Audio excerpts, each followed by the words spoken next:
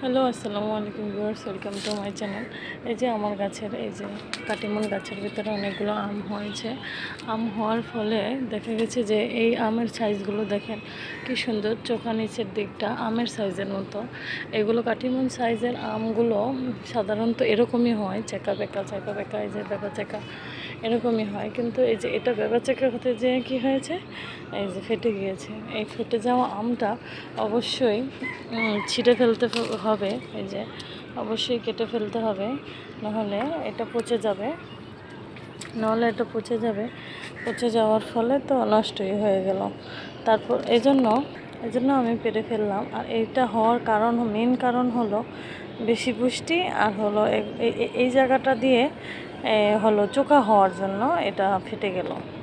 যদি আমার চ্যানেলটিকে ভালো লেগে থাকে অবশ্যই লাইক, কমেন্ট, শেয়ার এবং সাবস্ক্রাইব করে দেবেন।